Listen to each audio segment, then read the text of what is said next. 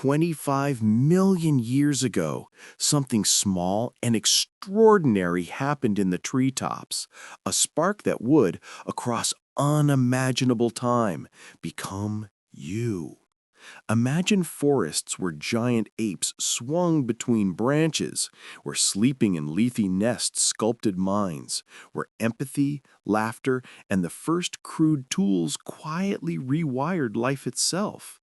This is not myth. It's the real story of the first men. Today, we'll follow those fragile footsteps from Pierolapithecus, the acrobat who taught apes to walk upright in the branches, to Toumai, who learned to carry tools and feel grief, from Sediba, who dared to hunt and shape stone, to Homo erectus, the long-legged runner who first tamed fire and cooked food that fed huge brains. Along the way, you'll meet the inventions and emotions that made us human, empathy that binds groups, nests that allowed sleep and memory, the first tools that extended hands, and the spark of speech that let stories live beyond a single life. Why did some lineages vanish while others kept changing, dreaming, and wandering? Why did certain small choices, sharing a fig, giving a gift, building a spear, tilt evolution toward culture and imagination? In this video, we'll answer where and when did our lineage begin, who took the decisive step, and what single thread runs from the canopy to civilization. Stay with me, because by the end, you'll see that the first man wasn't one person, but a chain of daring choices. And one of those 25 million years ago, the world was warmer, wetter, and covered in dense forests stretching from Africa through Eurasia. These forests were not just ecosystems, they were evolutionary laboratories where countless primate species experimented with new forms of movement, diet, and social behavior. As the Tethys Ocean closed and land masses collided, new climates and habitats emerged, allowing great apes to spread across continents. Gigantopithecus roamed parts of Asia, Civipithecus adapted to mixed woodlands, and dozens of lesser-known species filled every niche the canopy offered. Yet, among this vast diversity, only one lineage would continue evolving toward humanity. These early apes lived highly arboreal lives, relying on branches for food, safety, and travel. Their existence demanded powerful arms, grasping hands, depth perception, and social cooperation. Each generation refined behaviors that improved survival, sharing food, warning calls, grooming bonds, and strategic nesting. None of them were human, but each carried fragments of traits that would matter millions of years later. As forests expanded northward, our distant ancestors migrated with them, following fruiting seasons and new territories. This age, often called the planet of the apes, was not a single species rising above the rest, but a mosaic of evolutionary experiments. The question that drives this chapter is simple yet profound. Out of all these great apes, which one carried the first spark of humanity?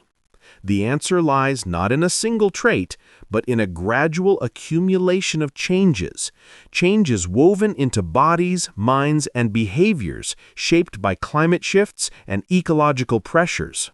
The story of humanity begins here, not with tools or fire, but with the quiet The treetop innovator.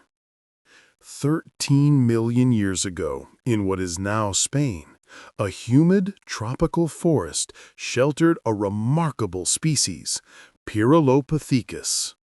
This creature lived among dense branches, but carried anatomical features that hinted at future human traits. Pierolap walked upright at times, not on the ground, but on high branches, where bipedalism helped maintain balance and free the hands. Contrary to what many assume, upright walking did not originate in open savannas, but in the treetops. This shift began shaping hips, spine alignment, and limb proportions long before humans appeared. Pierolapithecus's innovations extended beyond movement. They built nests in trees, an extraordinary behavior that allowed long, uninterrupted sleep. Deep sleep strengthened memory, problem-solving, and emotional regulation. This simple act of weaving leaves transformed cognitive evolution. Pierrot also displayed empathy and social complexity. When a young male, forced to leave his birth group, tried joining a new one, the older females sensed his distress. Their sympathetic actions showed an emotional intelligence rare in the animal kingdom. Through grooming, gift-giving, and cautious communication, Pierrot groups reinforced bonds that allowed cooperation to flourish. They also shared knowledge about edible plants, predators, and safe behaviors. Mothers taught their young what to eat and how to move through the canopy, passing culture from generation to generation. Tool use was in its infancy, but curiosity was already spreading. The young male introduced termite stick techniques unfamiliar to the group, proving that cross-group learning accelerated innovation. Pierrot did not yet resemble humans physically, but their minds and relationships planted vital seeds. Their empathy, sleep habits, early bipedalism, and knowledge sharing formed the early blueprint of humanity. They represent a turning point when social intelligence began shaping evolution as powerfully as physical adaptation. Toumai and the move toward the ground. 7 million years ago, a descendant of these forest apes emerged in Central Africa, Sahelanthropus, known as Toumai. This species lived near lakes and wooded savannas, where life demanded greater versatility. Toumai still climbed trees for safety, but spent increasing time on the ground, where food sources were more varied and dangers more unpredictable. This new lifestyle encouraged habitual bipedalism, freeing the hands for gathering, carrying, and experimenting with simple tools. Toumai children required longer learning periods, signaling the beginning of extended childhood, a cornerstone of human development. Mothers and older individuals invested more time teaching young ones how to recognize foods, hold objects, and navigate shifting landscapes. Gender dynamics evolved as well. Females developed stronger foraging instincts and creative problem-solving skills, while males formed alliances and hierarchies, giving rise to early politics. Emotionally, Toumai showed deeper bonds and the first clear signs of grief. When an infant drowned, the mother resisted leaving the body, demonstrating awareness of loss and death. Such responses reveal cognitive leaps in empathy and memory. Another major shift occurred when Toumai groups encountered each other. Competition for resources sparked the first organized aggression. Males strategized, coordinated, and attacked rival groups to gain territory and access to females. This marks the origins of warfare and deliberate violence, a dark but transformative aspect of human evolution. Yet Toumai also invented companionship. Young pairs spent time together, exchanged affection, and even mated face to face, a behavior linked to bonding rather than just reproduction. The Toumai chapter represents humanity's first true step into the mixed world of ground and tree, danger and opportunity, cooperation and conflict. These early ancestors laid the foundation for cultural learning, emotional depth, tool experimentation, and 2 million years ago, in southern Africa, Australopithecus sediba lived through severe droughts and shrinking forests. Food scarcity pushed this species to innovate or die. Sediba still relied on trees for safety, but increasingly ventured onto open ground in search of roots, bulbs, and eventually the remains of animal carcasses. This shift introduced the most important dietary revolution in human history: meat. Meat and fat provided dense calories and reduced the energy required for digestion. The consequences were profound. Smaller digestive systems and larger brains began to coexist, marking a pivotal evolutionary trade-off. Sediba individuals experimented with tools in more sophisticated ways. One young male shaped sharp stone flakes that could slice flesh and crack bones for marrow. This was not random behavior, but intentional design, requiring imagination and foresight.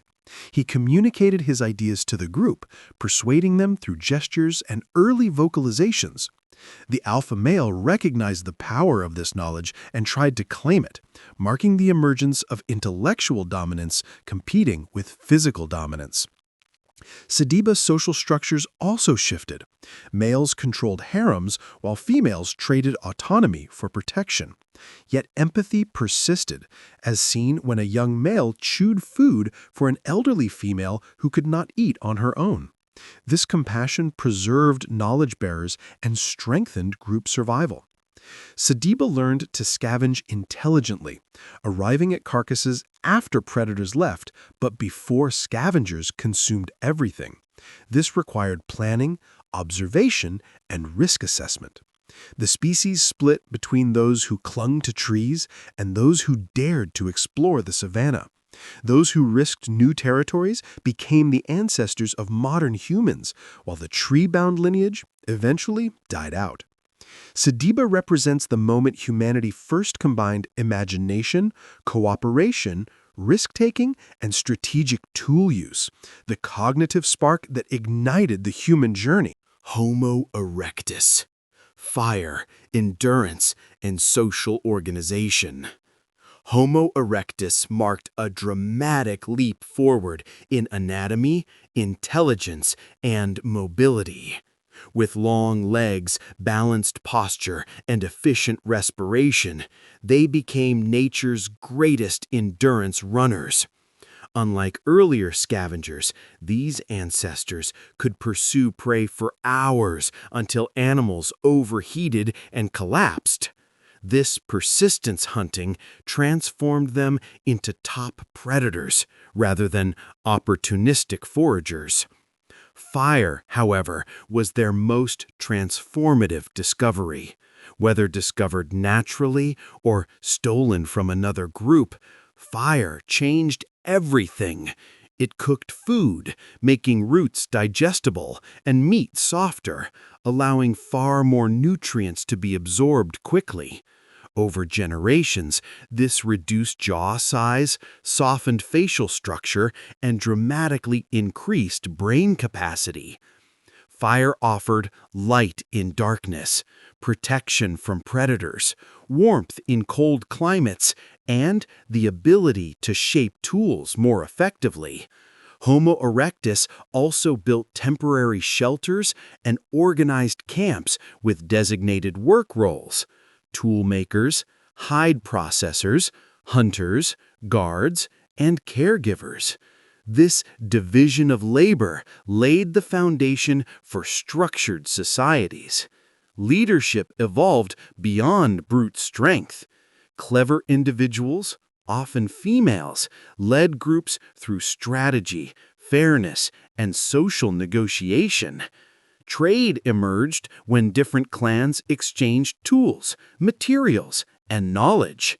Language, still early but increasingly articulate, allowed stories to be shared, stories that communicated identity, memory, and lessons.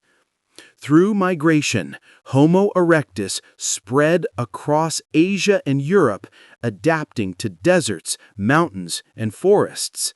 Their bodies and cultures evolved with every new landscape. They became the first global explorers, carrying fire, tools, and collective learning everywhere they traveled. Their innovations formed. After Homo erectus dispersed across continents, populations evolved independently into diverse human species shaped by geography and climate. In Europe's cold environments, Neanderthals emerged with powerful muscles, short limbs, and incredible resilience to freezing temperatures. Their pale skin and light hair helped them absorb weak sunlight, while their large brains supported sophisticated tool-making and symbolic behaviors. Farther east, Denisovans thrived in high-altitude regions and passed unique genetic traits to modern populations.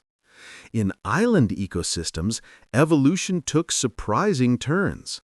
On Flores, a tiny human species no taller than 1 meter adapted to scarce resources, proving that humanity's form could shrink dramatically while maintaining intelligence. In China and Southeast Asia, Homo erectus descendants developed their own regional traits, forming a patchwork of human diversity.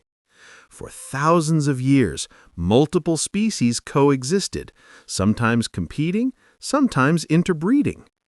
Each species created unique tools, shelters, and cultural practices. They were not primitive, but specialized, capable, and intelligent within their environments. Yet they all faced challenges: climate swings, shrinking habitats, and the arrival of a new species, Homo sapiens. With more flexible brains, complex language, and rapidly accumulating culture, humans began spreading into territories already inhabited. Some groups mixed, leaving genetic footprints that exist today, while others were replaced or faded into extinction. This chapter captures a remarkable reality. Humanity was never a single species, but a family of varied experiments in survival, intelligence, and adaptation.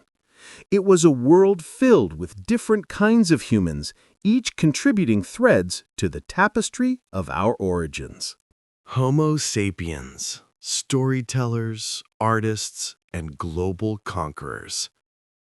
Homo sapiens emerged in Africa around 300,000 years ago, carrying the full weight of millions of years of evolution. Their bodies were lighter and more efficient, but it was their minds that set them apart. They could imagine possibilities, create art, tell stories, plan far into the future, and pass knowledge through generations with precision. Language became fully developed, enabling myths, instructions, alliances, and shared identities. Sapiens crafted symbolic objects, painted caves, carved figures, and performed rituals that strengthened group cohesion. Their creativity supported survival by encoding knowledge into memorable forms. With advanced tools, clothing, and social networks, sapiens expanded rapidly. Around 100,000 years ago, they left Africa, sailing coastlines, crossing deserts, and eventually reaching Australia, Europe, and the Americas. They encountered other human species and sometimes interbred, mixing genetic lineages. In other cases, their adaptability and cultural innovation led them to outcompete and replace their cousins. As climates shifted, sapiens adapted not just physically, but culturally, inventing new hunting strategies, social structures, and technologies. Their diversity grew as they spread, producing variations in skin color, hair type, and facial features, all responses to local environments. Yet beneath these differences, all sapiens share the same deep ancestry. the chapter concludes with one unifying truth. The first man was not a single figure, but the culmination of millions of years of courage, invention, empathy, and imagination. Every ancestor contributed something essential, and together they shaped the only surviving branch of the human family, us.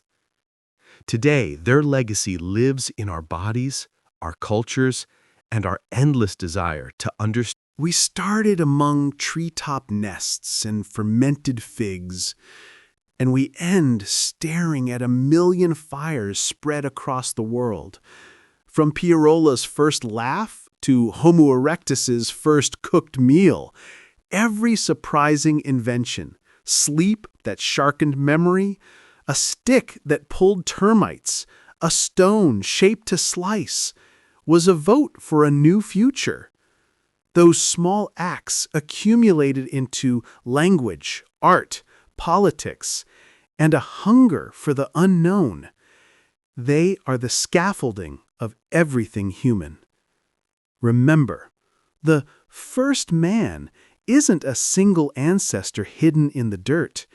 It's a long relay of minds who learned to feel one another, to teach, to imagine, to risk the open plain for meat, to tame fire, and finally, to tell stories about who they were. That storytelling is our inheritance and our responsibility. We carry millions of years of experiments inside our DNA and our cultures.